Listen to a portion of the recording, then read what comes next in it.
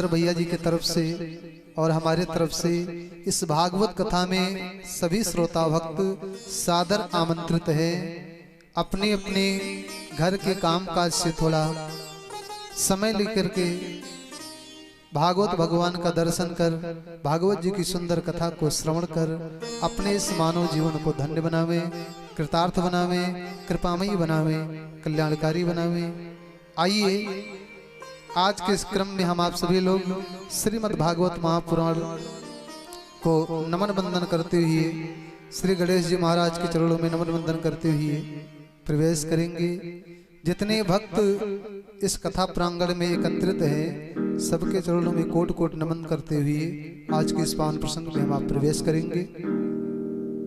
1 minute भाव से गणेश जी और माँ भगवती का ध्यान करते हुए कथा में चले। वक्रतुंड महाकाय कोटि सूर्य समप्रभा निर्विघ्नं कुरु मे देव सर्वकार्येषु सर्वदा। या देवी सर्वभूतेषु विद्यारूपेण संस्थिता नमस्तस्यै नमस्तस्यै नमस्तस्यै नमो नमः। आइए मिलके भाव से हम आप लोग भगवान के चरणों में प्रार्थना करें। हे प्रभु, बस इतनी कृपा करना कि जैसे आपके चरणों में हमारा प्रेम बना है ये निरंतर बना रहे। आपके चरणों में प्रेम करके, आपका नाम गा करके, आपका भजन करके इस संसार से न जाने कितने भवसागर से पार हो गए। तो हम भी इस आस से आपका भजन, आपका कीर्तन करने बैठे हैं। मिल करके सब लोग साथ साथ में भाव से भगवान का कीर्तन करेंगे कि मैं तो जपूं सदा तेरा नाम, दयालु दया करो। तो जपो सदा तेरा नाम, दयालु दया करो। मैं तो जपूं सदा तेरा नाम, दयालु दया करो। मैं तो जपो सदा तेरा नाम, दयालु दया करो। दया करो हाँ दया करो, दया करो हाँ दया करो। दया करो प्रभु कृपा करो। दया करो प्रभु कृपा करो। मैं तो जपूं सदा तेरा नाम, दयालु दया करो। तो जपो सदा तेरा नाम, दयालु दया करो। प्रेम से मीठी मीठी ताली बजा के सब गाएं।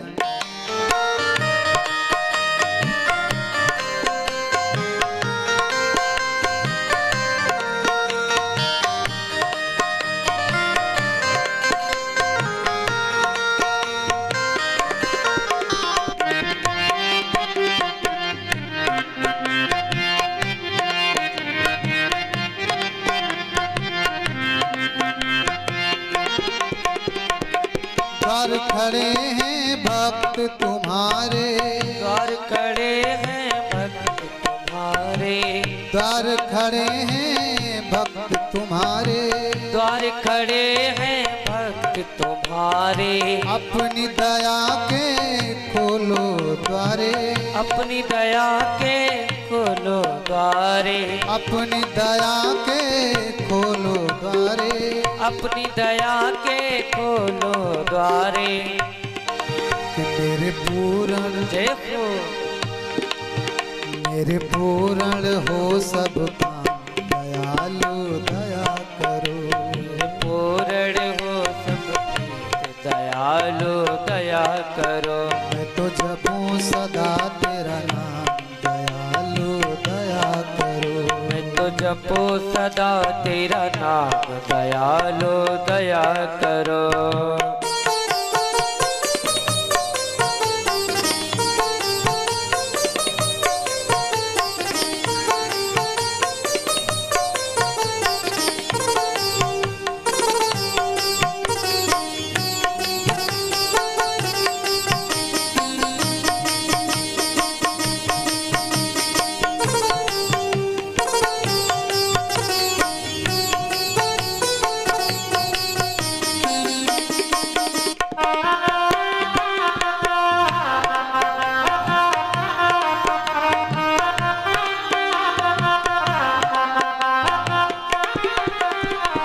भजन कीर्तन गाऊं मैं तेरा, भजन कीर्तन गाऊं मैं तेरा, नित्य उठ नाम ध्याऊं मैं तेरा, नित्य उठ नाम मैं ध्याऊं तेरा।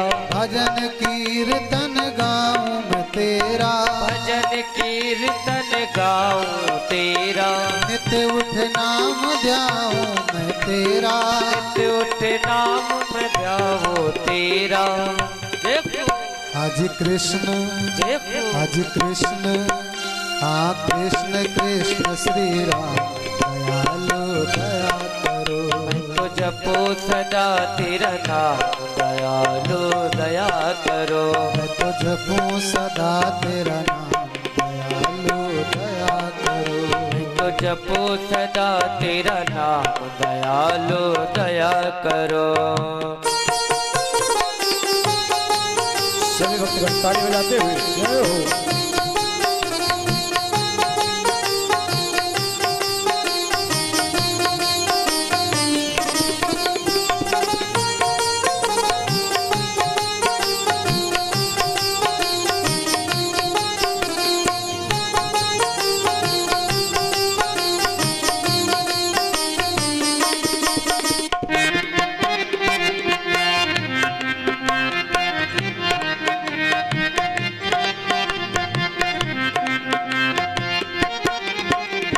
साधु संत की संगत देना, साधु संत की संगत देना, नाम अपने की रंगत देना, नाम अपने की रंगत देना। साधु संत की संगत देना, साधु संत की संगत देना, नाम अपने की रंगत देना, नाम अपने की रंगत देना। मुझ दास जय हो मुझ दास जय हो मुझ दास बनल घनश्याम, दयालु दया करो। मुझे दास बना लो घनश्याम, कृपालु कृपा करो। मैं तो जपूं सदा तेरा नाम, दयालु दया करो। मैं तो जपो सदा तेरा नाम, दयालु दया करो। जय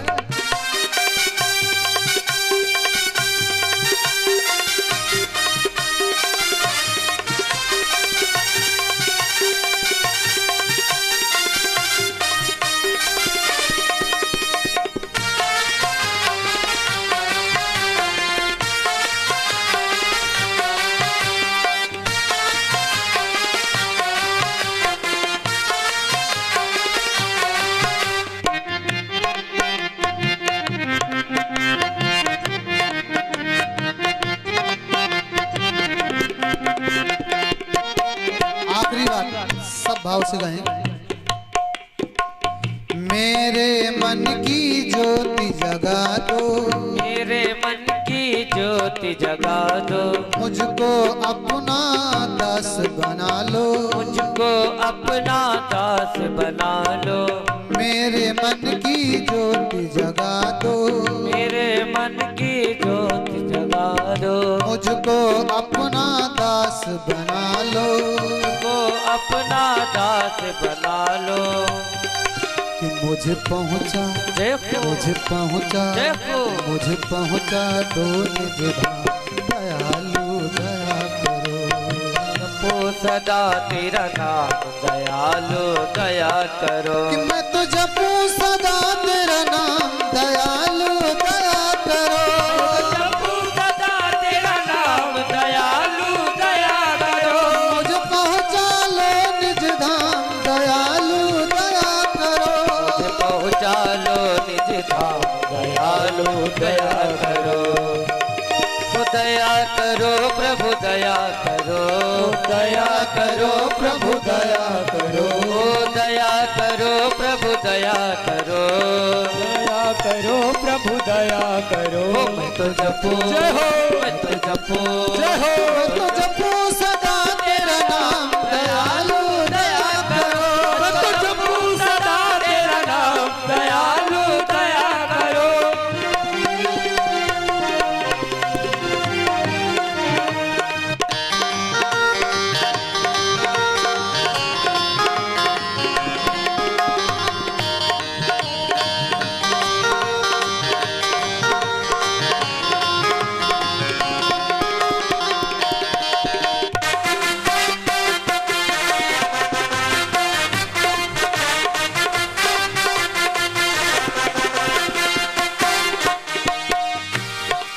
बोले श्री सीतारामचंद्र भगवान की जय हो। वाह भाई। अच्छा, कीर्तन कितने लोग बोले हैं? सब लोग बोले हैं ना? हाँ, कुछ लोग बोले हैं, और जो बोले हैं वो बोलते हुए दिखाई दे रहे हैं कि हम बोले हैं। अच्छे देखिए, कीर्तन करने का मतलब क्या है? चाहे भागवत जी की कथा हो, रामायण जी की कथा हो, कोई यज्ञ अनुष्ठान हो, लेकिन कथा के शुरुआत में और कथा के लास्ट में भगवान का कीर्तन किया जाता। क्यों? कीर्तन का मतलब क्या है? जब आप लिखेंगे कीर्तन, कीर्तन में कितने शब्द हैं? 3, का, ता और ना, बीच में आधा रा है। कीर मतलब क्या होता?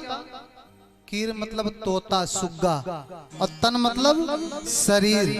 कीर्तन करते समय आपका शरीर तोते के जैसा फुर्तीला हो जाए। तोता कितना फुर्तीला होता? खेत में दाना खा रहा है, खेत वाला पहुंचे, आहट मिले तुरंत निकल लेता। खाते समय भी वो इतना फुर्तीला है कि अपना अपना बचाव याद रख रहा है, ध्यान रख रहा है। और आप सब कैसे कीर्तन कर रहे हैं कि कीर्तन पूरा हो गया, आप जिस मुद्रा में थे उसी मुद्रा में रह गए। भगवान का कीर्तन शास्त्र कहता है, ग्रंथ कहता है, मानस में भगवान ने स्वयं अपने मुख से कहा है कि अगर कोई कहने से कीर्तन करे, भगवान का नाम गाए तो क्या गाए? जो अपने मन से गाता है, जो अपने श्रद्धा से गाता है, वो गाते हुए दिखाई पड़ता है कि इसने कीर्तन किया है। मम गुण गावत पुलक शरीरा। भगवान क्या कहते मानस में? मम गुण गावत पुलक शरीरा। भगवान कहते मेरा गुणगान करते समय ये तन, ये शरीर पुलकित हो जाए, इतना प्रसन्न हो जाए कि जैसे किसी भिखारी को बहुत सारा खजाना मिल गया हो, या किसी मरणशील प्राणी को अमृत मिल गया हो, या किसी बहुत प्रिय मित्र को उसका बरसों के बाद मित्र मिल गया हो।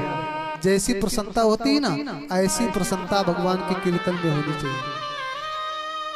मम गुण गावत पुलक शरीरा, गद गद कंठ। जब प्राणी ज्यादा दुखी होता है तब भी आवाज नहीं निकलती, और जब ज्यादा खुश होता है तब भी आवाज, वाणी अवरुद्ध हो जाती है। भगवान क्या कहते हैं? गद गद कंठ नयन बहनीरा। वाणी गदगद हो जाए, आंखों में भगवान के प्रेम में आंसू आ जाए। ये जो दुनिया वाले कहते घूमते ना कि हम तुमको बहुत प्रेम करते हैं, हम तुमको बहुत मानते हैं, हम तुमका बहुत मोहित है, ये समझ लो सब दिखावा है। जो प्रेम करता है ना, उसे बताने की जरूरत नहीं। एक माता अपने पुत्र को प्रेम करती है तो कभी कहती नहीं कि हम तुमका बहुत मोहित है। पुत्र अगर बाहर चला गया, बरसों बाद माँ से मिलता है तो माँ की आंखें बता देती हैं कि माँ पुत्र को कितना प्रेम करती है। एक भाई बहन का प्रेम होता है, तब पत्नी का प्रेम होता है। आजकल वाला नहीं, आजकल वाला तो प्रेम नहीं होता, आजकल तो प्यार होता है। प्यार कौन वाला हो? चलिए आगे चर्चा होगा। प्रेम परमात्मा का स्वरूप है। मानस क्या कहता? राम ही केवल प्रेम प्यारा। प्रेम प्रिय है, ऐसा नहीं लिखा कि राम ही केवल प्यार प्यारा। आजकल लोग प्रेम नहीं प्यार करते हैं, और प्यार कर करके पूरा जीवन रोते हैं, पूरा जीवन।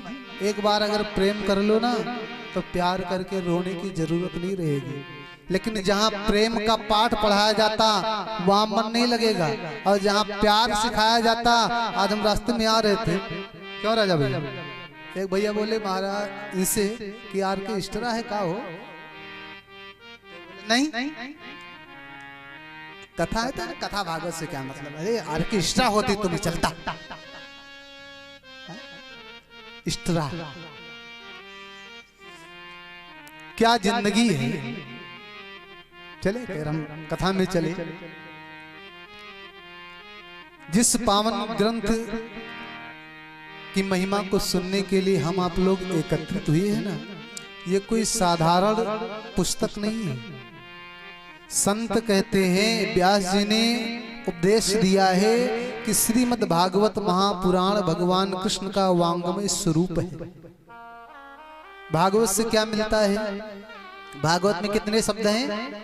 4, भा, गा, वा और ता। भागवत का पूरा नाम क्या है? श्रीमद् भागवत। श्री मतलब लक्ष्मी जी है ना, श्री मतलब लक्ष्मी जी। अब मद किसे कहते हैं? अभिमान को, अहंकार को, घमंड को कहते नहीं, इससे बहुत मद हो गया है, बहुत घमंड हो गया है, बहुत अहंकार हो गया है। मद कहते घमंड को। तो श्री मतलब लक्ष्मी जी, अब मद मतलब अहंकार। लक्ष्मी जी का अहंकार कौन है? हर एक नारी का अहंकार, हर एक नारी का घमंड, हर एक नारी का अहम कौन होता? उसका पति। तो भागवत क्या है? श्रीमद् भागवत। भागवत सीधा सीधा श्री नारायण का स्वरूप है। अब भागवत के शब्द को देखिए। भागवत पहला शब्द क्या है? भा। भागवत की कथा को सुनने से हमें मिलती क्या है? क्यों सुनते हैं? पहला शब्द भा। अगर भागवत को आप सुनोगे तो भगवान की भक्ति मिलेगी। कैसे? जब तक सुनोगे नहीं तब तक भगवान के बारे में जानोगे नहीं, और जब तक जानोगे नहीं तब तक। जब लड़का पैदा होता है तो तभी से वो सबको प्रेम नहीं करने लग जाता। धीरे धीरे बड़ा होता है, माँ को पहचानता है, और बड़ा होता पिताजी को पहचानता, और बड़ा होता परिवारी जन को पहचानता, और बड़ा होता गांव के लोगों को पहचानता, धीरे धीरे समाज को पहचानता। और जब सबको पहचानता तो सबसे थोड़ा थोड़ा लगाव हो जाता। लगाव कब हुआ? जब पहचान गया तब। ऐसे भागवत की कथा जब सुनेंगे तो भगवान के प्रति आपकी श्रद्धा जागृत होगी, भक्ति जागृत होगी। क्योंकि शास्त्र कहता है, जाने बिन ना होए प्रतीति, जाने बिन ना होए प्रतीति, बिन प्रतीत होए नहीं प्रीति, बिन प्रतीत होए नहीं प्रीति। जब तक पहचान नहीं बनेगी इस दुनिया में आए दिन, प्रत्येक दिन, और प्रत्येक दिन क्या प्रत्येक मिनट न जाने कितने मर रहे हैं, लेकिन हम कितनों के लिए आंसू बहाते हैं। और उनमें अगर कोई अपना शामिल है तो क्यों? क्योंकि वहां अपनत्व बना है कि ये मेरा अपना है, उसको मैं पहचान गया हूं, उससे मेरी जान पहचान हो गई, उससे मेरी प्रीति बन गई है। भागवत की कथा उसको सुनने से भगवान के प्रति भक्ति मिलती। दूसरा शब्द क्या है? गा। गा से ज्ञान। भागवत रूपी कथा को सुनने से हमें परमात्मा के प्रति ज्ञान की प्राप्ति होती है। परमात्मा क्या है, इनकी कृपा कैसी होती है, इनकी कृपा को कैसे प्राप्त करें, इनका भाव कैसा है, इनका स्वभाव कैसा है। तीसरा वा से वैराग। वैराग मतलब आजकल वाला वैरागी नहीं, कि 1 रुपए का रंग लिया, पूरा चोला रंगा लिया, वैरागी हो गए। कहते ना मन न रंगाए रंगाए जोगी, ऐसे जोगी नहीं होते। वैरागी कौन?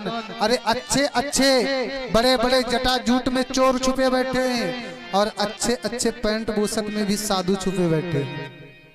साधु का रूप नहीं होता, साधु यहाँ से होता है, आत्मा से होता है। वैराग्य मतलब सांसारिक वस्तुओं से आपका वैराग्य हो जाए, सांसारिक कामना आपकी हट जाए, परमात्मा के प्रति आपका लगाव हो जाए, ये तीसरा भाव है। और चौथा क्या है? त्याग। भागवत रूपी कथा को सुनने से क्या मिलता? भक्ति, ज्ञान, वैराग्य और त्याग। अब लोग कहेंगे कथा सुनते सुनते बहुत सारे, लेकिन इनमें से कुछ नहीं मिला। मिलेगा कब? जब कथा को नहीं सुनोगे, कथा को सुनने के बाद अपने अंदर उस शब्द को हृदयंगम करोगे, उस पे विचार करोगे, अमल करोगे, तब उसका फल प्राप्त होगा। एक बड़ा प्यारा बात है, आपको बताऊं। एक बार एक शिष्य गया गुरुजी के पास, गुरुजी से बोला, गुरुजी आपके सत्संग में इतना भी असर नहीं है, सब बेकार है। गुरुजी ने कहा क्यों?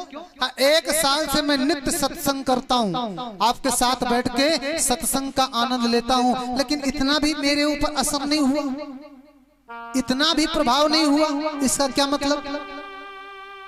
गुरुजी ने कहा तुम सत्संग करते हो? कहा नित्य करता हूँ, 4 घंटे रोज आपके साथ बैठ के प्रवचन सुनता हूँ, लेकिन मेरे अंदर थोड़ा भी परिवर्तन नहीं, थोड़ा भी बदलाव नहीं।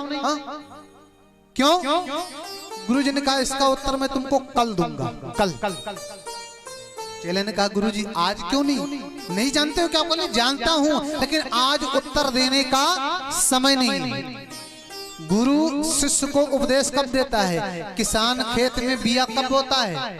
जब खेत बिया को उगाने की योग्य तैयार हो जाए, खेत में अच्छी नमी हो जाए, खेत बढ़िया दिखे, तभी तो किसान बिया बोएगा। कि खेत सूखा पड़ा है तो उसमें बिया डाल देगा।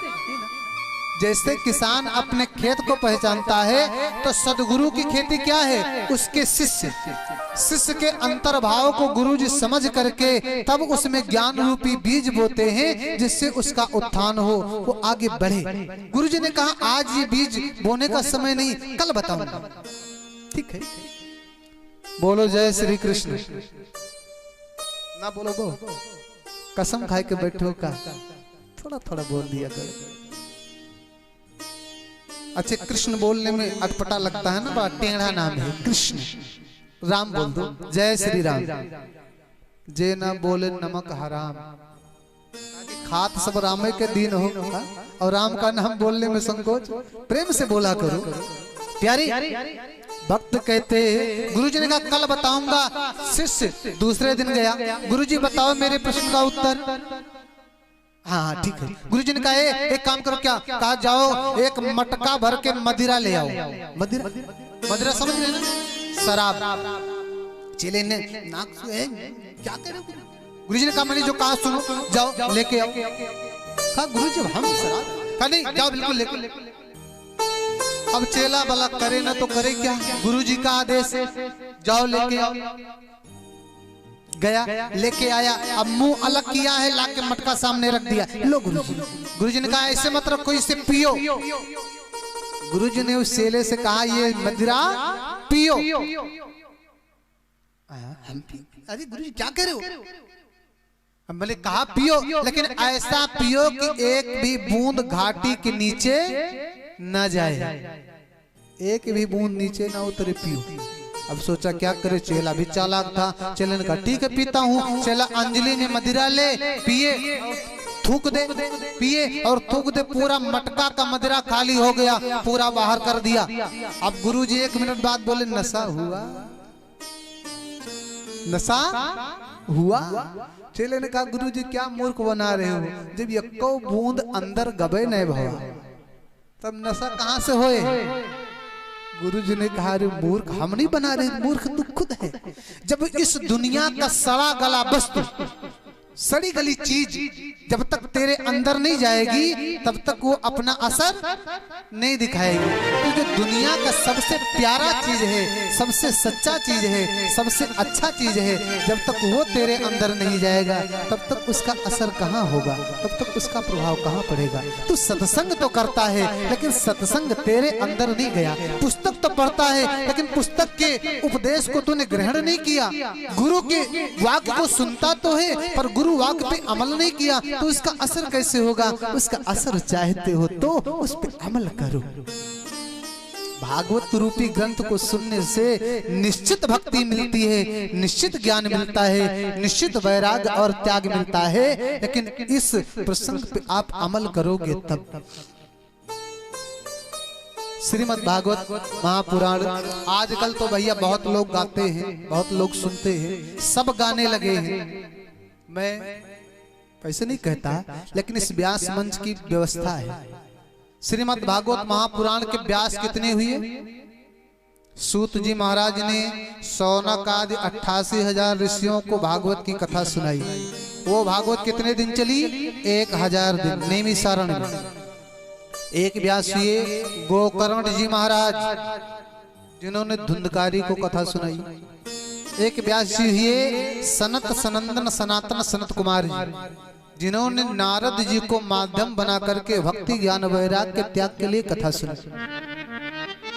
एक व्यास जी हुए श्री सुखदेव भगवान, जिन्होंने परीक्षित जी के माध्यम से पूरे संसार को भागवत कथा प्रदान की। आजकल देखा जाता है भागवत सब सुनाते हैं और सब गाते हैं। भागवत क्या है? वेद है। अब वेद गाने का अधिकार किसको है? मेरे भैया अपने मन से मैं कोई बात नहीं कह रहा। वेद गाने का अधिकार किसको है? श्री विष्णु सहस्त्र नाम में आप पढ़ेंगे, लिखा मिलेगा आपको, वेदांतो ब्राह्मणो अस्यात् क्षत्रियो विजयी भवेत्। वेद का पाठ करने का अधिकार किसको है? ब्राह्मण को।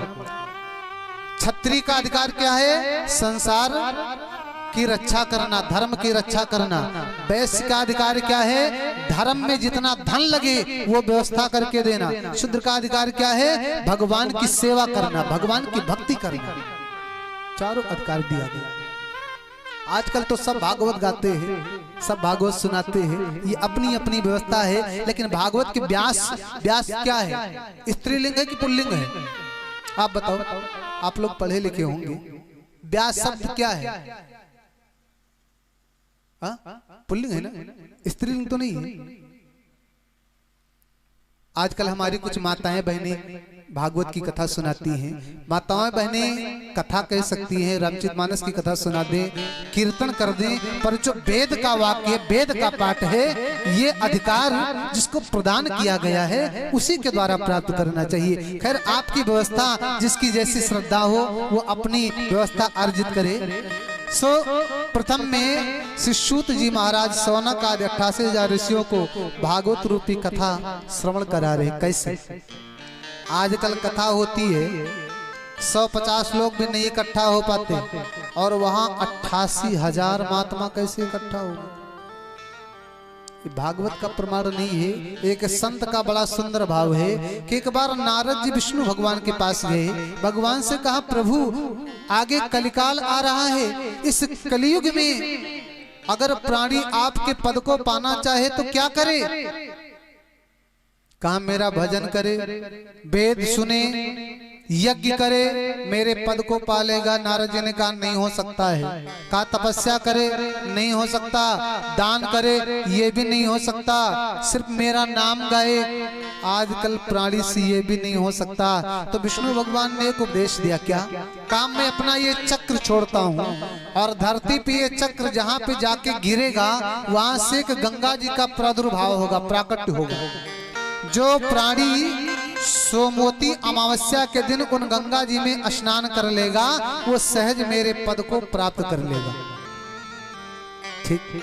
चक्र भगवान ने छोड़ा, चक्र आके गिरा कहाँ? नैमिषारण्य क्षेत्र में।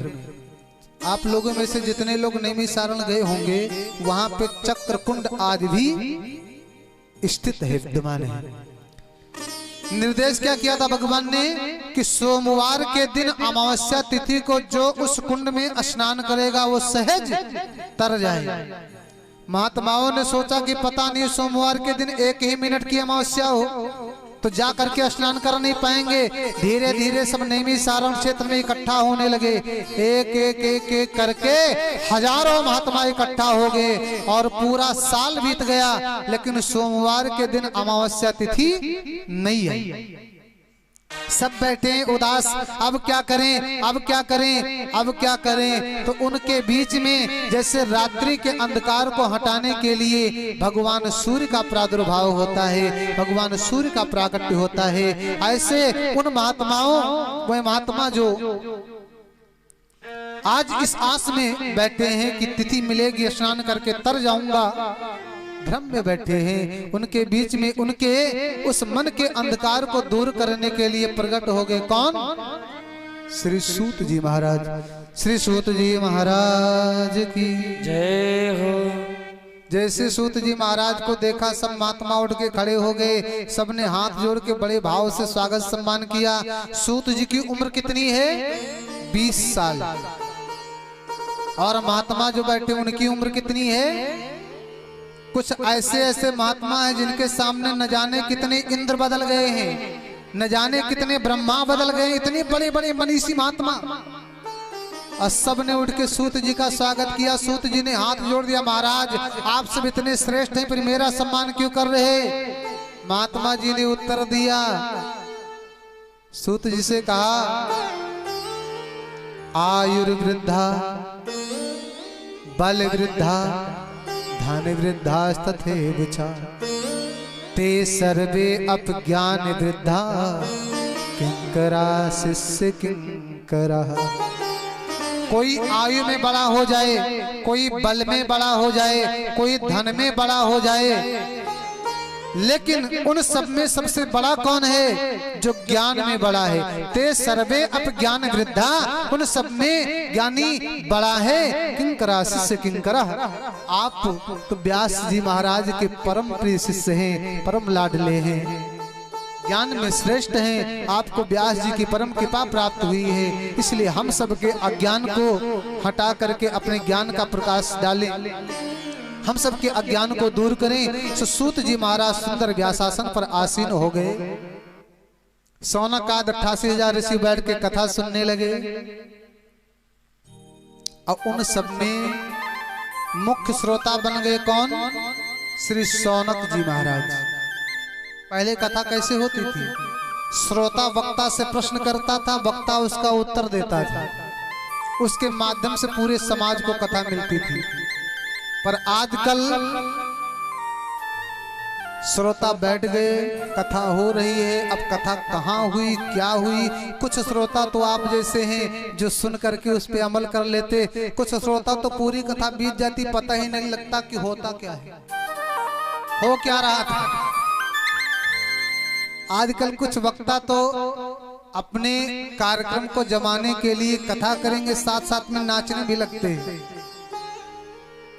और कुछ लोग तो नाचने वाले को स्पेशल रखते हैं, आगे 10-20 को बिठा लेंगे। आप लोग देखते ना बड़े बड़े चैनल टीवी में, वो अपने 10-20 को आगे बिठा लेंगे और जैसे टाइम आएगा वो अपने इशारे पे नाचने, जो 10-20 आगे नाच रहे तो मजबूरी में नाचो। ये व्यवस्था बनी प्यारे। सूत जी महाराज कथा का शुभारंभ करते श्रीमद् भागवत महापुराण के महात्मा का प्रथम श्लोक का दर्शन कराया। सच्चिदानंद रूपाय विश्वोत्पत्त्यादि हेतवे तापत्रय विनाशाय श्री कृष्णाय वयं नमः। वंदन क्या किया? श्रीमद् भागवत महात्मा का पहला श्लोक श्री गणेश किया। सच्चिदानंद रूपाय, सच्चित आनंद रूप, इसके जो रूप है, सत्य स्वरूप क्या है, दुनिया में सत्य क्या है आप बताओ? सत्य क्या है? महल, गाड़ी, धन, जायदाद, पुत्र, परिवार, व्यवहार, क्या सत्य है? जो सत्य है उसका कभी विनाश नहीं होता है। आपके सामने संसार में जो कुछ दिख रहा है ये सब एक ना एक दिन विनाशित हो जाना है, तो ये सत्य हो नहीं सकता। क्यों? सत्य क्या है? सत्य परमात्मा है, जो पहले भी थे, आज भी हैं और अंत में रहेंगे। एक भक्त कहते महाराज आजकल भगवान कहीं नहीं है। भगवान बिल्कुल है ही नहीं। आप विचार करो, जब भगवान का बनाया कुछ भी नहीं गया तो भगवान इस संसार से कहां जा सकते? भक्त कहते अभी धरती बदली नहीं, आसमान नहीं बदला है। वही धरती है,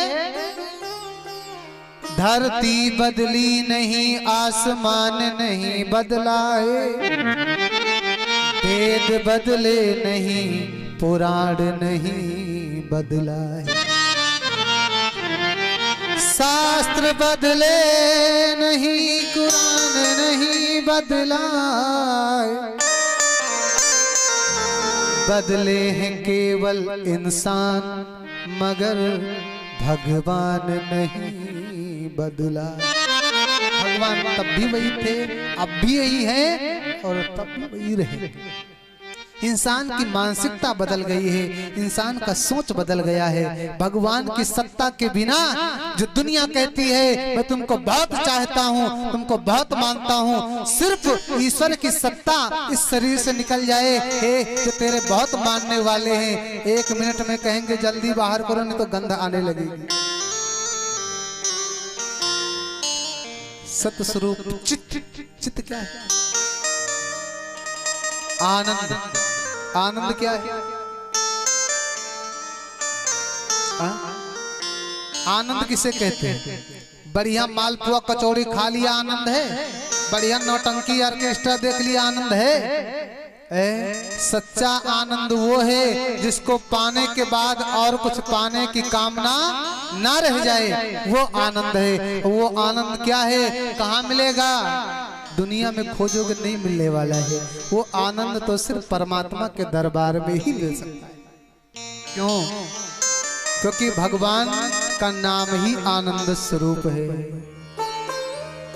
जो आनंद सिंधु सुख राशि, जो आनंद सिंधु सुख राशि, शिखर तय त्रय लोक सुपासी, शिखर तय लोक सुपासी, सो सुख धाम राम असनामा, सो सुख धाम राम असनामा, अखिल लोक दायक विश्रामा, अखिल लोक दायक विश्रामा, ओ अखिल लोक दायक विश्रामा, अखिल लोक दायक विश्रामा। आनंद स्वरूप क्या है? जो आनंद सिंधु सुख राशि। एक भैया ने कहा महाराज इस दुनिया में आने के बाद छोटे से बड़ा हर एक को सुख चाहिए, कोई ये नहीं चाहता भगवान हमका दुख दे। कोई कहा तो भगवान हमारे पेट को पिराए लागे, हमारा लड़का पुत्र भाई व्यवहारी बीमार हो जाए, मांगता है। सब कहते भगवान हमारा सब चकाचक रहे, सब चकाचक रहे। उन भैया ने कहा महाराज ये बताओ भगवान के पास कितना सुख है? सबको सुख चाहिए तो सबको कहां से ला के दें, कितना है? मैंने कहा भगवान के पास सुख बहुत बहुत, मतलब जिसकी कोई तुलना नहीं की जा सकती। कैसे? हमने कहा एक होता है कुआं, सीधे देखिए कुआं, कुएं से आप पानी निकालने लग जाओ 10-5 घंटे निकालोगे खत्म हो जाएगा। उससे बड़ा है तालाब, तालाब का पानी भी 1-2 दिन लगातार निकालो खत्म हो जाएगा। उससे बड़ी है नदी, नदी का पानी भी कदाचित सूख सकता है। उससे बड़ा क्या है? समुद्र। और कोई सोचे कि हम समुद्र का पानी निकाल निकाल के समुद्र को सुखा देंगे, तो क्या हो सकता है या तो अगस्त जी के जैसा तपस्वी हो तो तपस्या के बल पर समुद्र को सोख जाए, बाकी समुद्र को कोई खाली नहीं कर सकता। मैंने कहा मेरे भगवान के पास कुएं के समान सुख नहीं है, तालाब के समान सुख नहीं है, नदी के समान सुख नहीं है। मेरे भगवान के पास सुख का समुद्र है। क्या है? जो आनंद सिंधु, सिंधु मतलब समुद्र सागर, सुख राशि, समुद्र के समान सुख की राशि लगा के बैठे हैं भगवान। आओ और लेकर के जाओ, कितना ले जाऊं? जितना जी चाहे ले जाओ, पर ले जाने के लिए आपको आना पड़ेगा। अरे प्यास लगी है तो पानी तक जाना पड़ेगा। दुनिया में खूब ढूंढो, खूब ढूंढो, दुनिया में सुख नहीं मिलने वाला है। ऐसे देखो जैसे कोई बहुत भूखा है, बहुत ज्यादा भूख लगी है, प्राण निकलने वाला है, वो सोचे थोड़ा छोला समोसा मिल जाए तो खा लें, और डॉक्टर साहब के मेडिकल पर पहुंच जाए, ए भैया थोड़ा छोला समोसा दो ना, तो मिलेगा? अरे मेडिकल पे समोसा थोड़ी ना बिकता है, नहीं मिलेगा, वहां है ही नहीं तो कहां से मिलेगा? और किसी व्यक्ति के सर में दर्द हो जाए, बहुत तेज चिल्ला रहा है, और होटल पर पहुंच जाए, बोले भैया एक टेबलेट कोई पेन किलर दो ना, कोई दर्द की दवा दो, तो क्या होटल पे दर्द की दवा मिलेगी? क्यों? क्योंकि वहां नहीं है। ऐसी ये संसार क्या है? दुख का समुद्र है, दुख आले है। क्यों? क्योंकि दुख का जड़ क्या है? दुख कहां से पैदा होता? मोह से। अब मोह कहां होता है? संसार में, संसार से। मोह सकल व्याधिन कर मूला। मोह कहां होगा? संसार में। संसार क्या है? दुख आले। संसार में रह के सुख की कामना करोगे जी, जन्म से लेके और धीरे धीरे मर जाओगे, लेकिन सच्चा सुख कभी नहीं पा सकते। सुख पाना है तो भगवान के शरण में आ जाए। एक भक्त कहते हैं ना, बड़ी प्यारी पंक्ति है कि मिलता है सच्चा सुख केवल, कहां? ऑर्केस्ट्रा में है ना, मिलता है सच्चा सुख केवल भगवान तुम्हारे चरणों में। मिलता है सच्चा सुख केवल भगवान तुम्हारे चरणों में। मिलता है सच्चा सुख केवल भगवान तुम्हारे चरणों में। मिलता है सच्चा सुख केवल भगवान तुम्हारे चरणों में। है बिनती पल पल छिन छिन की रहे ध्यान तुम्हारे चरणों में। है बिनती पल पल छिन छिन की रहे ध्यान तुम्हारे चरणों में। मिलता है सच्चा सुख केवल भगवान तुम्हारे चरणों में।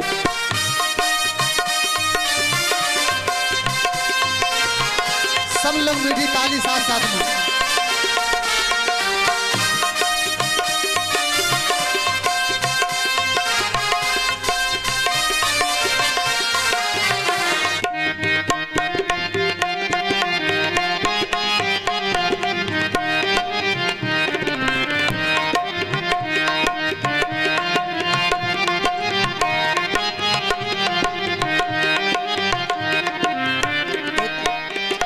चाहे अग्नि में मुझे जलना हो, चाहे जितना संकट आ जाए प्रभु, चाहे अग्नि में मुझे जलना हो या छोड़ के देश निकलना हो। चाहे अग्नि में मुझे जलना हो, चाहे छोड़ के देश निकलना और कि चाहे कांटो पर मुझे चलना हो, रहे ध्यान तुम्हारे चरणों। चाहे कांटों पे मुझे चलना हो, है ध्यान तुम्हारे चरणों में। मिलता है सच्चा सुख केवल भगवान तुम्हारे चरणों में। मिलता है सच्चा सुख केवल भगवान तुम्हारे चरणों में।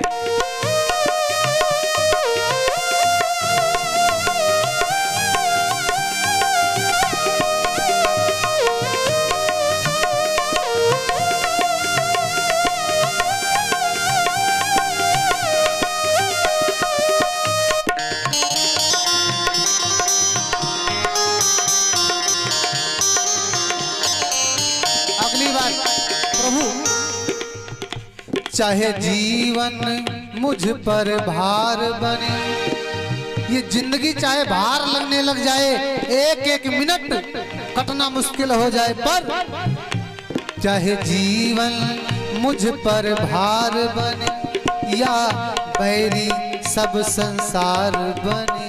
चाहे जीवन मुझ पर भार बने, चाहे बैरी तब संसार बने।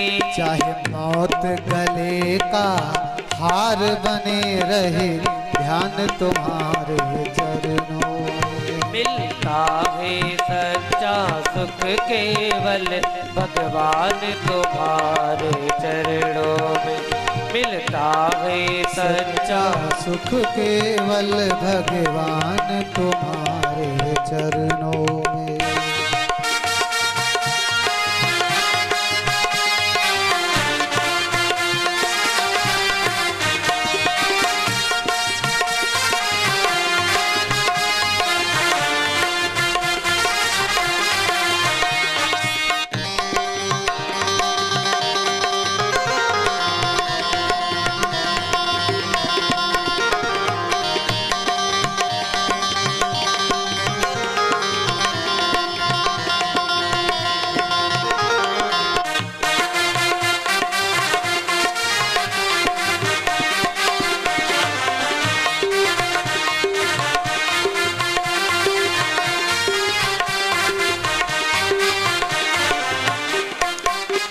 सच्चा आनंद कहाँ है?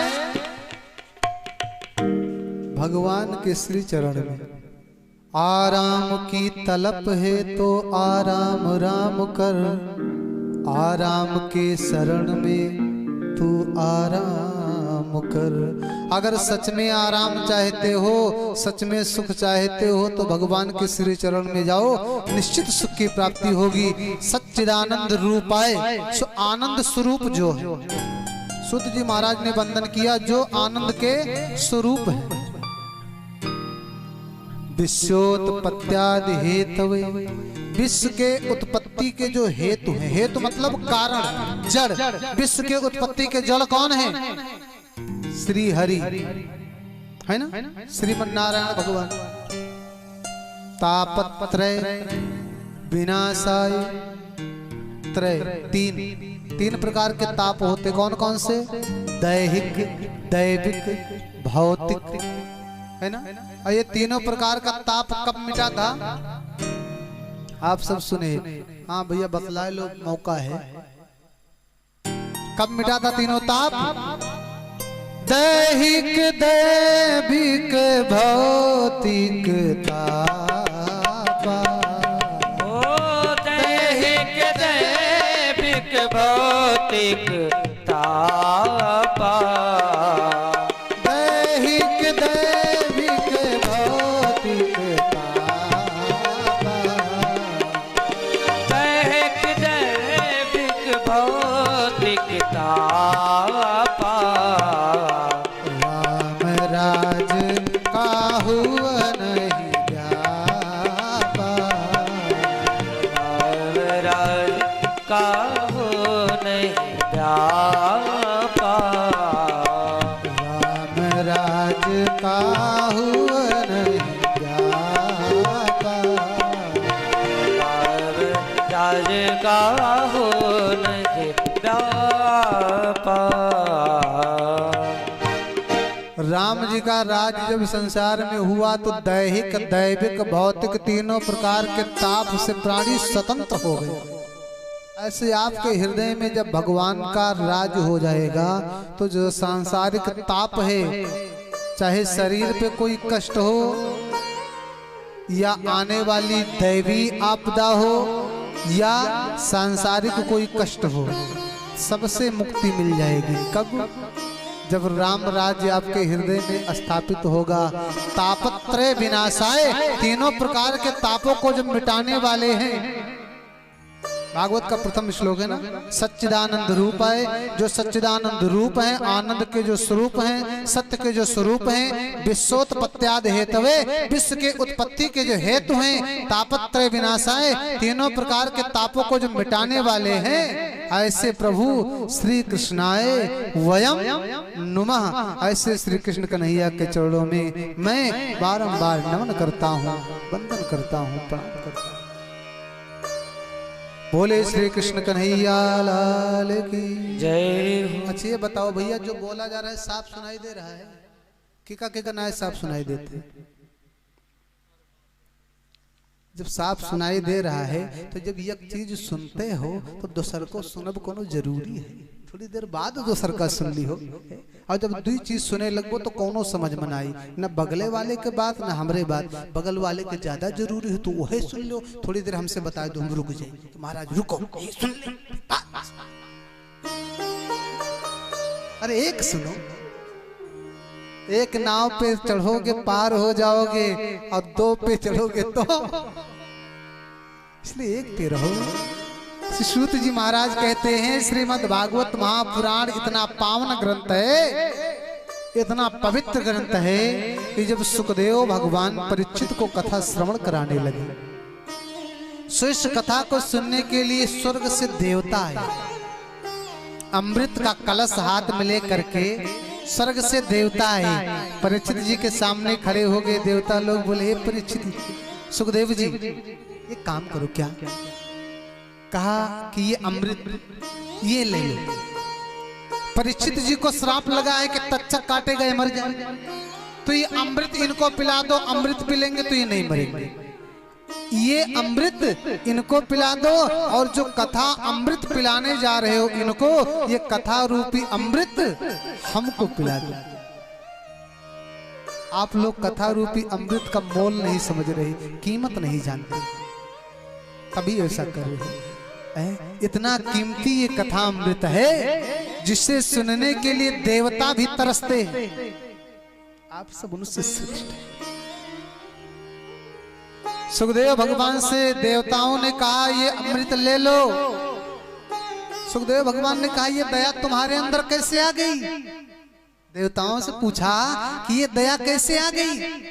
बोले परीक्षित धार्मिक राजा हैं, अच्छे राजा हैं, सो अब मैं भी चाहता हूं कि ऐसे राजा की संसार को जरूरत है, इसलिए अमृत दे रहा हूं। कहा तो परीक्षित अच्छे राजा हैं, गरुड़ महाराज क्या बुरे थे? जब गरुड़ की माता और सांपों की माता कद्रू और वनिता, बड़ी प्राचीन कथा आती है कद्रू और वनिता की। कद्रू के पुत्र हैं सांप और वनिता के पुत्र हैं गरुड़ जी महाराज।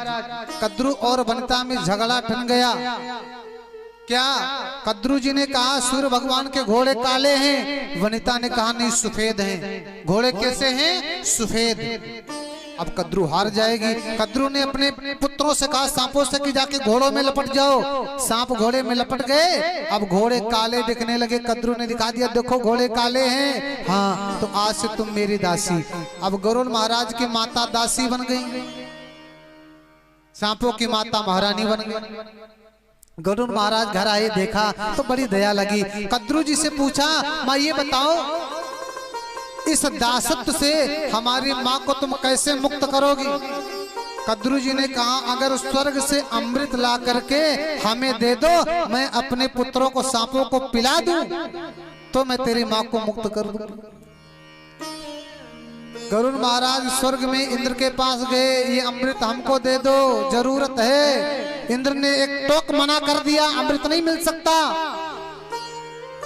आज सुखदेव भगवान कहते हैं उस समय तुम्हारी दया कहाँ गई थी जब गरुड़ जी गए थे? आज कैसे दया? तुम देवता जन्म से छलिया हो, जन्म से ठगिया हो, तुम अच्छे श्रोता बन के आते, अच्छे भक्त बन के आते तो मैं ये कथा अमृत तुमको जरूर पान कराता, लेकिन तुम अदला बदली करने आए हो, ठगने आए हो, इसलिए ये कथा अमृत तुमको मिलने वाला नहीं। क्या कथा क्या सुधा लोके, कहाँ तुम्हारा ये अमृत, तुच्छ अमृत, स्वर्ग के अमृत को सुखदेव भगवान कहते तुच्छ अमृत। और क्या कथा, ये कथा महान का वो कैसे, कहा जिसने तुम्हारा अमृत पी लिया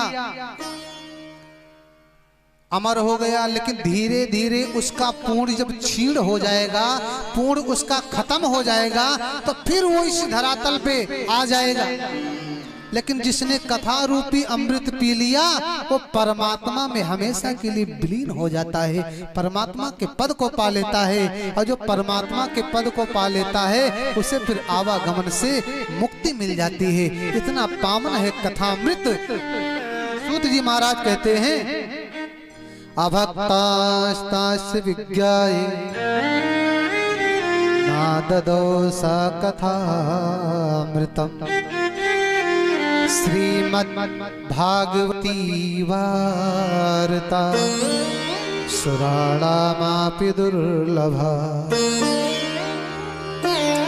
अभक्तास्ताश्च विज्ञाय, अभक्त जान करके, भक्त ना जान करके कथा रूपी अमृत ना ददो सा कथामृतम, कथा रूपी अमृत देने से इनकार कर दिया।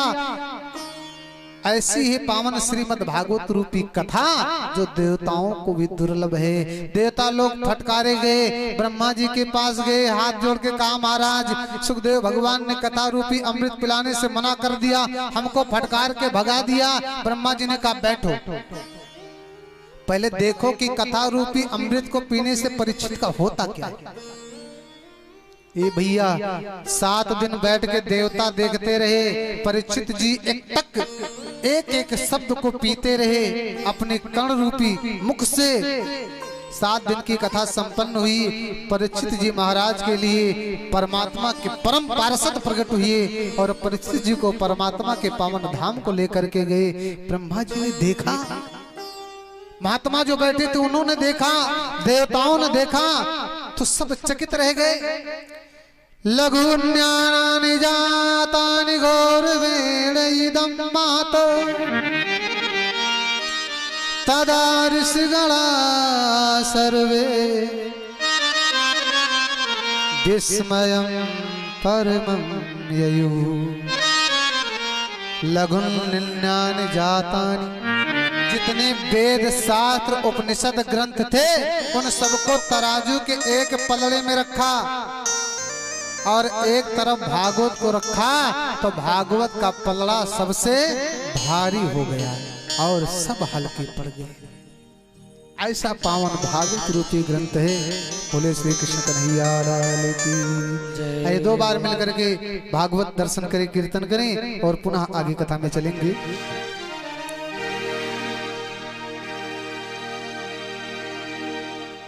बोले कृष्ण कन्हैया लाल की जय हो।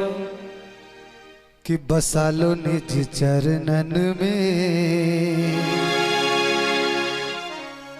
बसा लो वृंदावन में। कितने लोग चाहते हो कि भगवान मुझे भी अपने चरणों में बसा लो। जितने चाहते हो, अगर भगवान ने 2 हाथ दिया है, जुबान दिया है तो जुबान से कह के ताली बजा के बोलना है।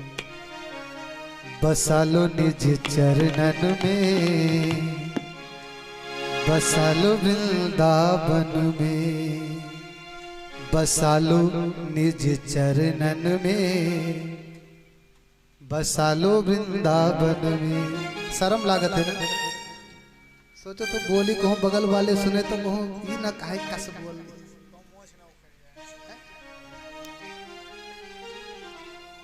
कि अपने चरणों में दे के ठोर, अपने चरणों में दे के ठोर, बसा लो वृंदावन में, बसा लो निज चरणन में, बसा लो वृंदावन में, बसा लो निज चरणन में, बसा लो वृंदावन में, बसा लो निज चरणन में। बसा लो वृंदावन में, बसा लो निज चरणन में। अपने चरणों में दे के ठोर, अपने चरणों में दे के ठोर, बसा लो वृंदावन में, बसा लो निज चरणन में। ओ बसा लो वृंदावन में, बसा लो निज चरणन में। बसा लो वृंदावन में, बसा लो निज चरणन में। दोनों हाथ से ताली बजा के प्रेम से।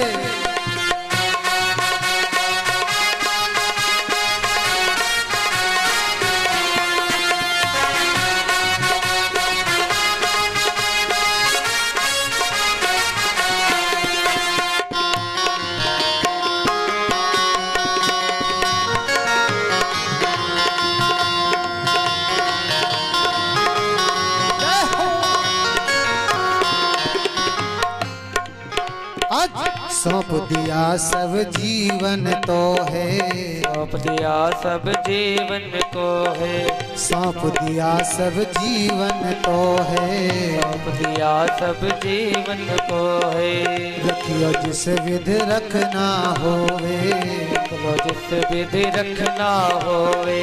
सौंप दिया सब जीवन तो है, सौंप दिया सब जीवन को है, रखियो जिस विधि रखना होवे, रखियो जिस विधि रखना होवे। मुझे ना चाहिए कुछ और, मुझे ना चाहिए कुछ और, बसा लो निज चरणन में, बसा लो वृंदावन में। ओ बसा लो निज चरणन में, बसा लो वृंदावन में, बसा लो निज चरण में, बसा लो वृंदावन में। जपो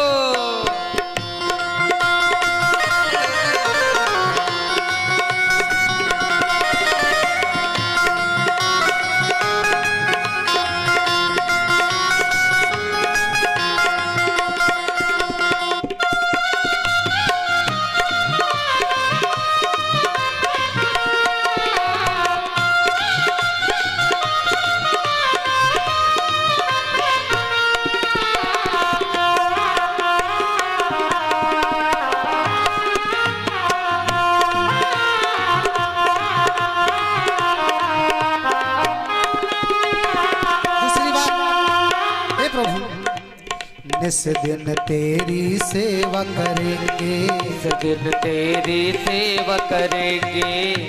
अरे कर पाओ तो अच्छी बात है, रोज भगवान की सेवा कर लो तो बहुत बढ़िया बात है, लेकिन यहाँ कीर्तन में तो कहो और ना शरीर से कर पाओ तो मन से ही भगवान की सेवा कर लेना। निस दिन तेरी सेवा करेंगे, इस दिन तेरी सेवा करेंगे। चरणों में तेरी प्रीत रखेंगे, चरणों में तेरे प्रीत रखेंगे, चरणों में तेरी प्रीत रखेंगे।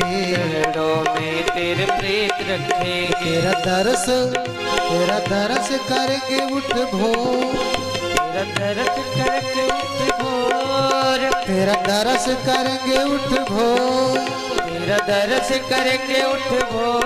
बसा लो निज चरणन में, बसा लो वृंदावन में, बसा लो निज चरणन में, बसा लो वृंदावन में, बसा लो निज चरणन में, बता लो वृंदावन में।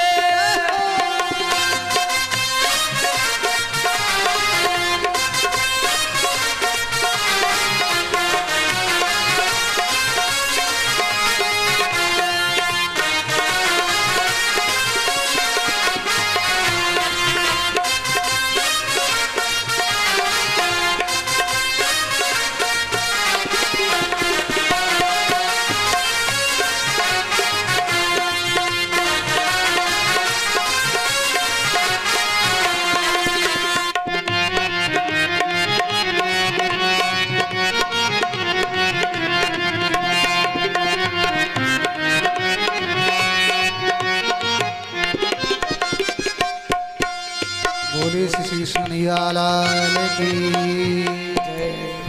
श्रीमद् भागवत महापुराण की जय हो। अब हो जो सो तो मानो कुंभकर्ण ते ही हो, इतने हल बजे न जगह हो। प्यारे श्री सूत भगवान बोले, सूत जी महाराज निवेदन किया,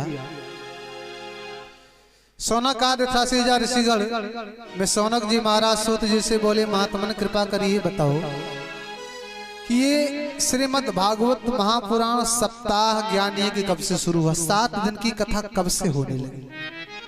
सबसे पहले 7 दिन कथा किसने सुनी? पहले तो ये 7 दिन की नहीं होती थी, हजारों हजार दिन तक चला करती थी कथा, लेकिन सप्ताह कब से शुरू हुआ? श्री सूत जी महाराज बोले, मुनि श्रेष्ठ, एकदा हि विशालायां चत्वारि ऋषियो मलः सत्संगार्थ समायाता ददृशस्तत्र नारदम्। बोले, एकदा ही विशालायां चत्वारि ऋषियो मलः, एक बार विशालायाम, विशालापुरी यानी बद्रिका नाथ धाम, बद्रीनाथ धाम, बद्रिका आश्रम, वहां चत्वारि ऋषियों मलह, 4 ऋषि जो हैं, जो 5 साल के हो करके भी पूर्वजों के पूर्वज हैं। ब्रह्मा जी के मानस पुत्र सनत, सनंदन, सनातन, सनत कुमार, जिनकी उम्र कितनी है? 5 साल, लेकिन वे पूर्वजों के भी पूर्वज हैं। सत्संगार्थ, सत्संग की इच्छा हृदय में जगा करके बद्रीनाथ आश्रम से होकर के जा रहे थे। सो देखा क्या कि एक महात्मा चिंतित बैठे हैं। महात्मा तो हमेशा भगवान के भजन में मस्त रहते हैं, फिर चिंता किस बात की? लेकिन वे महात्मा चिंतित दिखे। एक बात और बताएं, संत होते उन्हें सत्संग की चाहत होती है, पर आजकल भगवान की कथा में लोगों की श्रद्धा बहुत कम हो पाती है। सब भगवान के कथा में नहीं जुड़ पाते, नहीं पहुंच पाते। भगवान की कथा में वही पहुंच पाता है जिसके ऊपर भगवान की बहुत बड़ी कृपा होती है। क्यों नहीं पहुंच पाते बताएं? चलिए ठीक, आगे चर्चा करेंगे। सो नारद जी महाराज बैठे थे। सनत कुमार जी ने नारद जी को चिंतित देख करके नारद जी से पूछ दिया, ब्राह्मण कथम ब्राह्मण दीन मुख कुतश्चिंतातुरो भवा त्वरितं गम्यते कुत्र कुतश्चागमनं तव। कथम ब्राह्मण दीन मुखा, हे ब्राह्मण तुम्हारा ये मुख दीन क्यों है, दुखी क्यों है, इतना चिंतित क्यों दिखाई पड़ रहे हो? कथम ब्राह्मण दीन मुखा कुतश्चिंता तुरो भवान, कैसी चिंता ने तुम्हें ग्रसित कर लिया है, तुम्हें सताया है, किस चिंता से तुम दुखी हो? त्वरितम गम्यते कुत्र, कहां से कहां जा रहे हो? त्वरितम गम्यते कुत्र, कहां जा रहे हो तुम? कुतश्चागमनम तव, कहां से तुम्हारा आगमन हुआ है? नारद जी महाराज सनत कुमार जी के चरणों में प्रणाम किया। महाराज मैं क्यों दुखी हूं ये मत पूछो, कहां से आ रहा हूं, कहां जा रहा हूं, क्या बताऊं? मेरे दुख का अगर सच में कारण जानना चाहते हो तो मैं एक ही वस्तु की खोज में निकला हूं, सत्कर्म क्या है। कहा वो क्यों खोज रहे हो? तो नारद जी पूरी कथा सुनाने लगे। नारद जी ने कहा मैं संसार में भ्रमण कर रहा था। पहले तो मैं गया कि भगवान की कथा मिलेगी महात्माओं के आश्रम में, संतों के आश्रम में, कि संत महात्मा का आश्रम है, यहाँ भगवान की कथा होगी। महात्मा जी के आश्रम में गया, बाहर बोर्ड लगा हुआ है श्री मौनी जी महाराज। मौनी मतलब जो मौन रहता हो, मौनी मतलब वो वाली मौनी नहीं, जो मौन रहता, मौनी जी महाराज।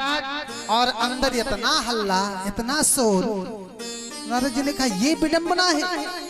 और आगे जाके देखा, और आगे जाके देखा तो बोर्ड लगा हुआ है श्री त्यागी जी महाराज। त्यागी जी महाराज और अंदर न जाने कितने कुंटल गेहूं धान के बोरे सड़ रहे हैं अनाज गोदाम में, न जाने कितने धन संपत्ति सब पड़े बर्बाद हो रहे हैं। ये त्यागी जी महाराज। और आगे बढ़े, बोर्ड लगा हुआ है श्री ब्रह्मचारी जी महाराज। ब्रह्म मतलब ब्रह्म के जो आचार्य, ब्रह्मचर्य का जो पालन किया है जन्म से, वही तो ब्रह्मचारी। घर में जाके देखा तो 12-12 लड़का, अंदर आश्रम, ये विडंबना है महाराज। संतों के यहाँ तो ये देखा, सोचा गृहस्थों के यहाँ शायद थोड़ी शांति हो। गृहस्थ के घर में गया तो वहां और विडंबना है। वहां क्या है तो कहा वहां जैसा नियम है, जैसा होना चाहिए, बिल्कुल उसके विपरीत है, उसका उल्टा। हाथ जोड़ के कहा महाराज क्या बताऊं, पूरा संसार का पर्यावरण ही उल्टा हो गया। कैसे कह दिया,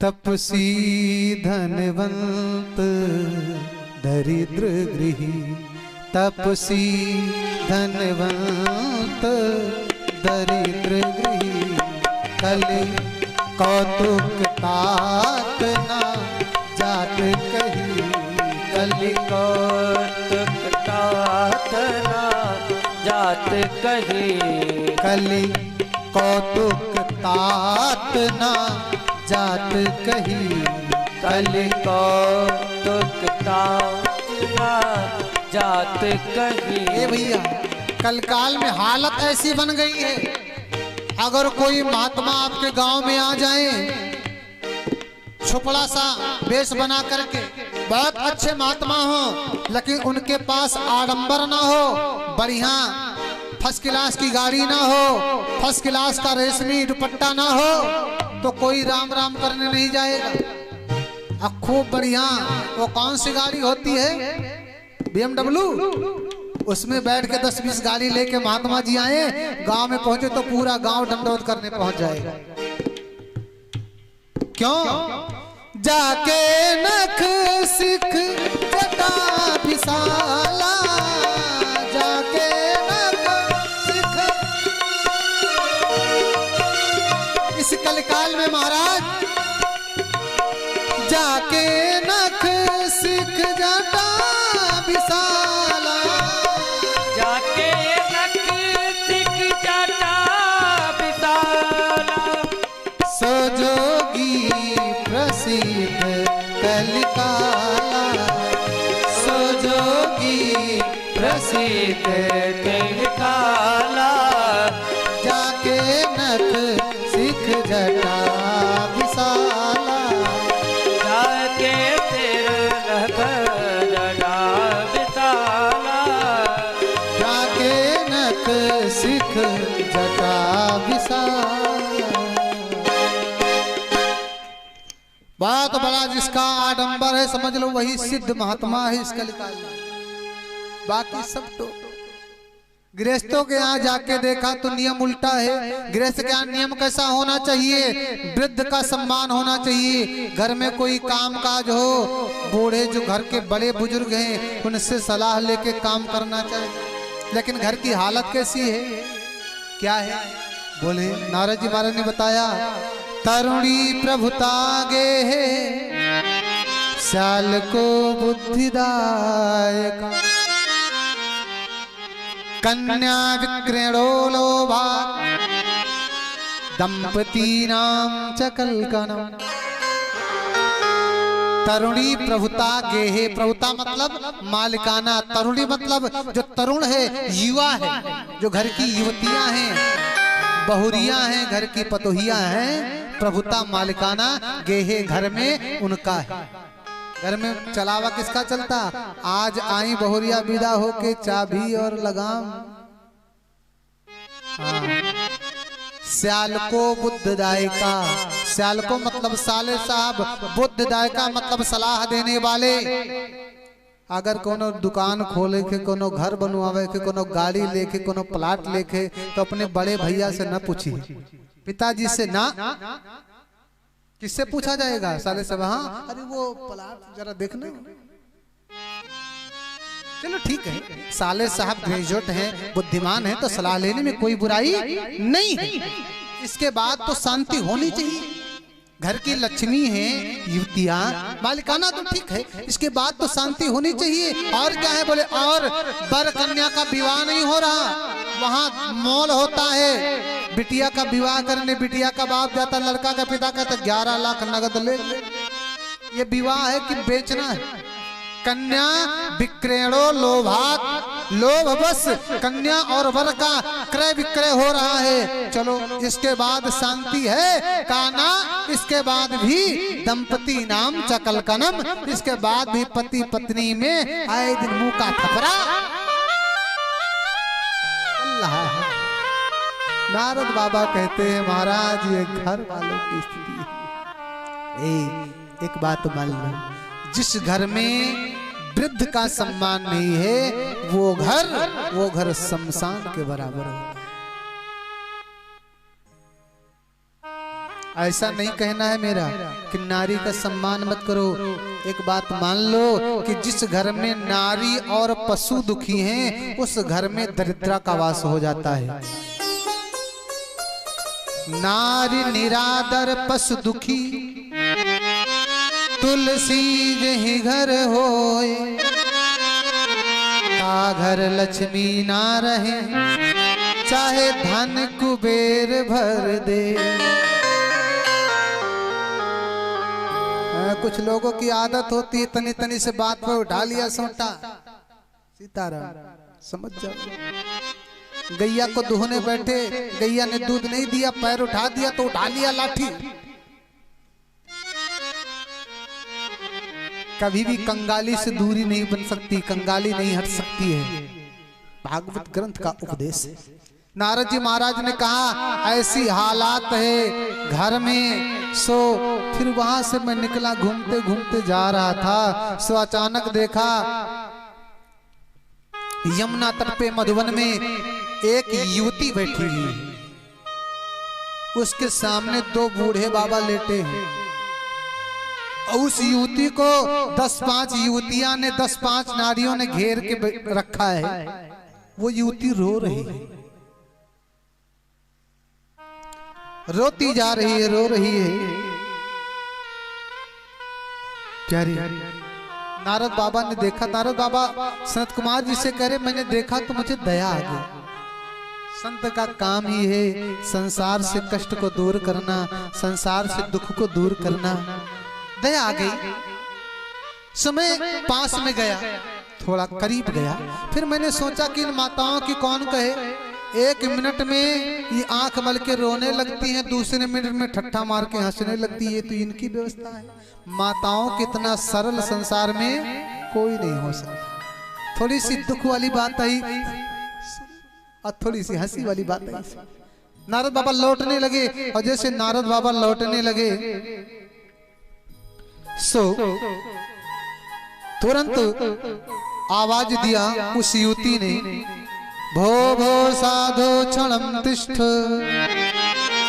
मच्चिन्तामपि नाशया, दर्शनं तव लोकस्य सर्वथा गहरं परम्। भो भो साधु क्षणं तिष्ठ। हे महात्मन रुको रुको, एक क्षण के लिए रुको। मत चिंता में विनाशया, मेरे चिंता का विनाश करो। मैंने सुना है आपके दर्शन से कष्ट का विनाश हो जाता, दुख का विनाश हो जाता। दर्शनम तो लोकस्य, आपके दर्शन से पूरे संसार के सर्वथा गहरम परम, चाहे जितना बड़ा कष्ट हो दूर हो जाता है। कृपा कर हे महात्मन मेरे इस कष्ट को भी दूर करो। नारद जी कहते तो मैं उसके पास गया,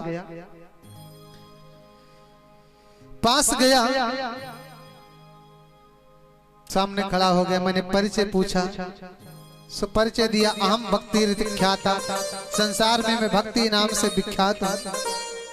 भक्ति माता अपनी कथा सुनाने लगी नारद जी से। मेरा दक्षिण भारत में जन्म हुआ, कर्नाटक में मैं बड़ी हुई, महाराष्ट्र आदि प्रदेश में मेरा बड़ा सम्मान हुआ, और कुछ देश में सम्मान हुआ, कहीं अपमान हुआ, कहीं सम्मान हुआ, कहीं अपमान हुआ, कहीं कहीं तो मेरा इतना अपमान हुआ, इतनी त्रसित हुई, इतना कष्ट मिला कि मेरा मन हुआ कि मैं इस धरा को छोड़ के, इस देश को छोड़ के दूर चली। मैं छोड़ के जा ही रही थी कि मैं इस ब्रज भूमि में आ गई, मधुबन में आ गई।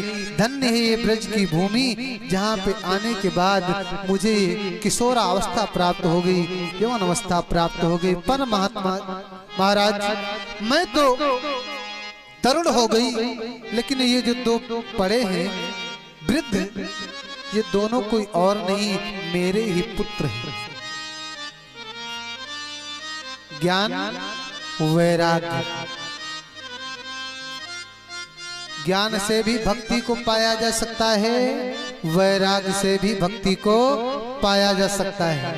ब्रज की भूमि ऐसी है, ब्रज में जाकर के, औध में जाकर के आप सहज ज्ञानी नहीं है, वैरागी नहीं है, फिर भी वहां जाने के बाद आपका मन भक्ति में हो ही जाता है। वृंदावन में आप जाकर के देखिए, वहां रिक्शा वाला भी आवाज देता है तो क्या बोलता है? राधे राधे। हट जाओ। अयोध्या में देखिए चल के, महात्मा जी तो नहीं मिलेंगे क्या? जय सिया राम, दंडवत सरकार। वहां भक्ति में हो ही जाता है। सो भक्ति मैया ने कहा, महाराज मैं तो तरुण हो गई, लेकिन मेरे दो बच्चे। नारद बाबा ने कहा भी ठीक करता हूं इनको। नारद बाबा ने अपनी जड़ी बूटी खोद खोद के पिलानी शुरू की। बार बार गीता का पाठ कर करके मंत्र कान में फूका, वेदों का पाठ कर करके मंत्र कान में फूका। एक पल के लिए आंख खोले फिर बेहोश, आंख खोले फिर बेहोश। परेशान हो गए नारद बाबा। बूटी पिला पिला करके कुछ नहीं हुआ तो आकाशवाणी हो जाती है, हे महाराज, अगर ज्ञान वैराग का कल्याण चाहते हो तो सत्कर्म करो। नारद बाबा ने कहा, ये सत्कर्म क्या है? अभी तक जो मैं कर रहा था, क्या ये सत्कर्म नहीं है? ये सत्कर्म नहीं तो सत्कर्म है क्या? आकाशवाणी में सुनाई दिया, सत्कर्म क्या है ये कोई महात्मा बताएगा। अब नारद बाबा पता लगाने निकले, किसी महात्मा से सत्कर्म जानू क्या है। किसी के आश्रम पे गए, उसे पता लग गया नारद बाबा आए हैं क्या पूछने, सत्कर्म क्या है। तो नारद बाबा से कौन सत्संग करे? अपने चेले से कह दिया, जाके बता दो हमारे महाराज जी का मौन व्रत चल रहा हो, बोलते नहीं। बचना है। किसी के पास मान लिया डायरेक्ट पहुंच गए, सत्कर्म क्या है महाराज बताओ, तो महात्मा कह देते, महाराज अरे बाप से ज्यादा हम थोड़ी न जानते, अब सत्कर्म क्या है बाप? नारद बाबा कह रहे, महाराज मैं सब जगह गया लेकिन कहीं मुझे उत्तर ना मिला, इसलिए इस बद्रीनाथ आश्रम में आकर के बैठा हूँ। सत्कर्म क्या है जान लूं बस। सनत कुमार जी ने कहा, बस यही चिंता है? नारद जी ने कहा, हाँ। तो कहा, मैं एक मिनट तुम्हें दूर करता हूँ। क्या? कहा सच में अगर सत्कर्म करना चाहते हो तो सत्कर्म क्या है? जो फल वेद पुराण उपनिषद ग्रंथ नहीं प्रदान कर सकते, वो फल केशव के कीर्तन से, भगवान के भजन से प्राप्त हो जाता है। अगर सत्कर्म जानना चाहे तो सत्कर्म भगवान का कीर्तन और भगवान के नाम का प्रचार करना है। श्री भागवत सच में अगर उद्धार करना चाहते हो तो शुभ सप्ताह ज्ञान का आयोजन करो, निश्चित ज्ञान वैराग्य तरुण हो जाएंगे। नारद बाबा ने कहा, भागवत तो मैंने भी सुना है, मेरे पिताजी ने मुझे सुनाई थी चतुश्लोकी भागवत, अहमेवा समेवाग्रे नान्यत् सत्परम। भागवत उसी वेद का तत्व है, सार है, वेद का ही फल है। तो जो काम वेद नहीं कर सके वो काम वेदों का फल कैसे कर पाएंगे? सनत कुमार जी ने एक दृष्टांत दिया, वेद का फल। हाँ, ये बताओ घी कहां से पैदा हुआ? बोलो, घी कहां से हुआ? मक्खन से, है ना? मक्खन कहां से हुआ? दही से। दही कहां से हुआ? दूध से। दूध से ही तो घी पैदा है ना? जड़ क्या है? दूध। दूध से घी पैदा है। अच्छी जो पैदा तो है दूध से घी, लेकिन जो काम घी कर रहा है क्या दूध कर सकता है? आप घी में बढ़िया रुई की बत्ती बना के रख लो, आरती करने लगो, और आरती करते करते घी खत्म हो जाए तो आप सोचो कि जब दूधवे से घी बना है तो लाओ थोड़े दूध डाल दी आरती के दिया में, एक चम्मच दूध डाल दो तो क्या ज्योति जलेगी? क्यों? उस दूध से ही तो घी पैदा है, क्यों नहीं जलेगी? और दूसरा दृष्टांत दिया कि आप खूब बढ़िया पका हुआ अमरूद खा रहे हैं या आम खा रहे हैं। अब आप सोचने लग जाएं आम कितना मीठा है। जिस वृक्ष से आम पैदा हुआ है, जब ये आम इतना मीठा है तो वृक्ष कितना मीठा होगा। आम को छोड़ करके वृक्ष को चबाना शुरू कर दें तो जो स्वाद आम से मिल रहा था क्या वृक्ष से मिलेगा? मिलेगा नहीं। आपको बहुत ज्यादा ठंडी लगी है, लकड़ी के कण कण में आग है। लकड़ी इतने से इतने बड़े, हर एक लकड़ी में आग है ना? बहुत ज्यादा ठंड लगी है और खूब ज्यादा लकड़ी का ढेर लगा के बैठ जाओ तो ठंडी दूर हो जाएगी। लकड़ी से तो ठंड नहीं दूर होगी। ठंड कैसे दूर होगी? आग से। लकड़ी में ही आग है, लेकिन जो काम वो आग कर रही है लकड़ी कतई नहीं कर सकता। आज संत कुमार जी ने कहा उस वेद का परिपक्व फल है ये भागवत। लेकिन जो भागवत जो स्वाद वो फल प्रदान कर सकता है, जो काम घी कर सकता है, जो काम अग्नि कर सकती है, वो काम लकड़ी, वो काम दूध, वो काम वृक्ष कतई नहीं कर सकते। सो कर सच में कल्याण चाहते हो। इस कल काल में बताया यत् फलं नास्ति तपसा न योगेन समाधिना तत्फलं लभते सम्यक् तलोके सब कीर्तनम्। सीधे कह दिया कलियुग केवल हरि गुण गा। कलियुग केवल हरि गुण गाहा। गावत नर पावै भव था। गावत नर पावत भव था। कलियुग केवल हरि गुण गा। कलियुग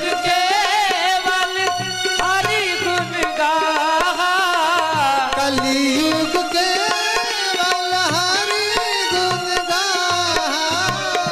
कलियुग केवल हरि गुण गाहा। गावत नर पावै भव था। गावत नर पावत भव था।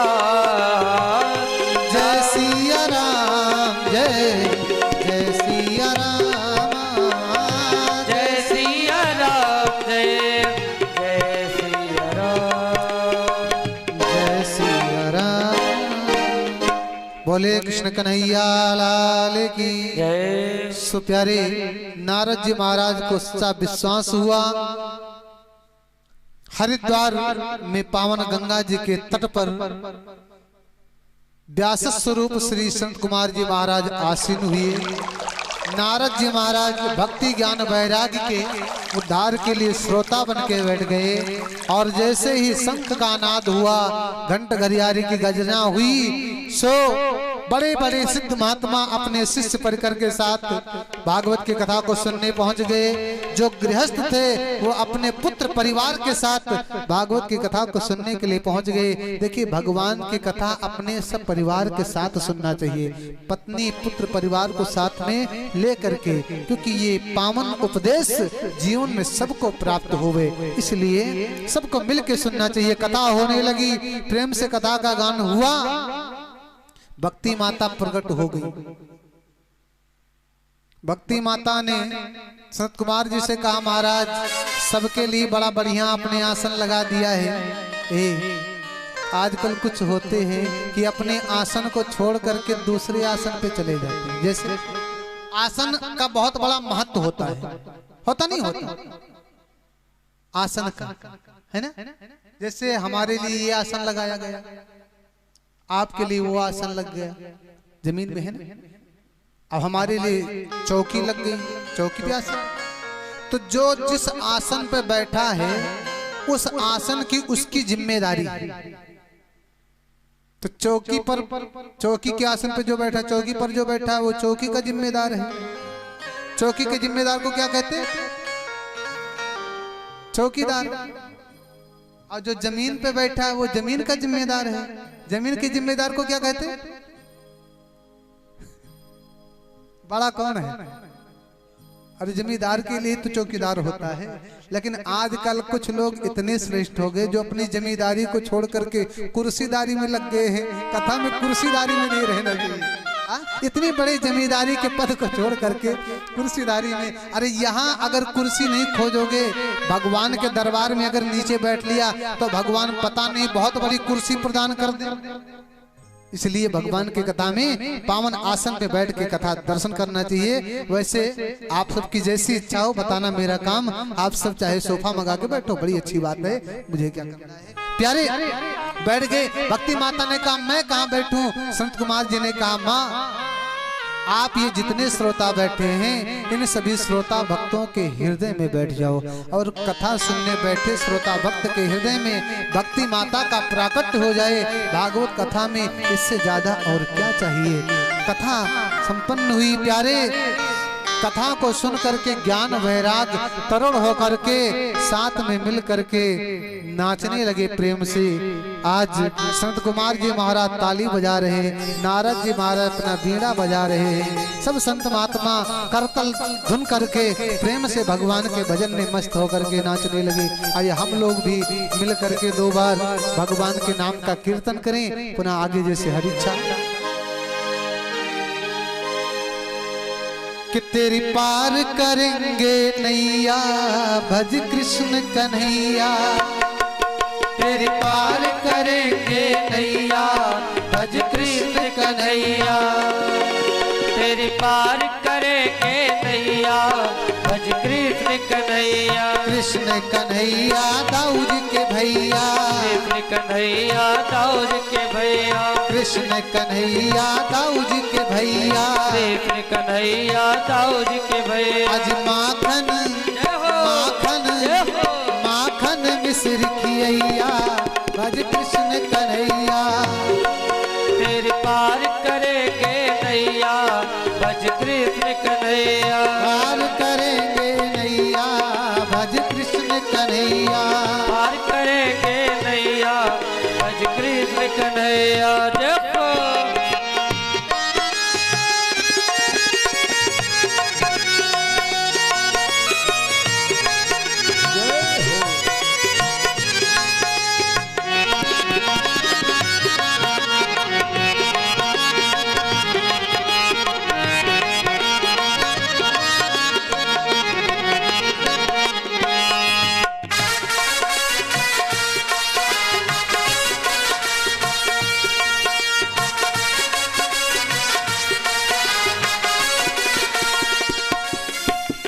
नंद बाबा के प्राण को प्यारो। नंद बाबा के प्राण को प्यारो।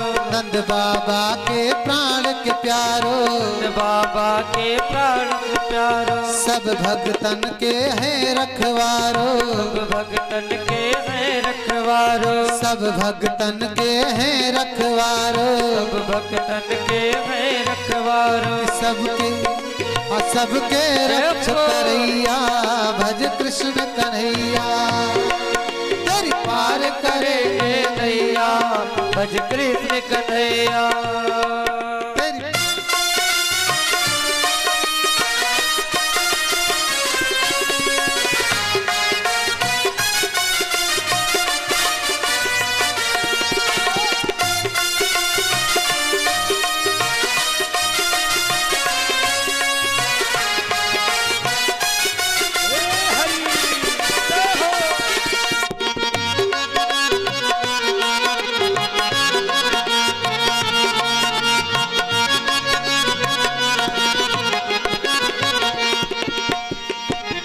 बाल बाल संग धेनु चरावे। बाल बाल संग धेनु लूट के माखन खावे, लूट लूट के माखन खावे, बाल बाल संग धेनु चरावे, बाल बाल तक धेनु चरावे, लूट लूट कर माखन खावे, लूट लूट कर माखन खावे। अज काली जय हो, काली जय हो, काली नाग नथैया, भज कृष्ण कन्हैया, ओ ओ पार करेंगे कन्हैया, भज कृष्ण कन्हैया, पार करेंगे कन्हैया, कृष्ण कन्हैया।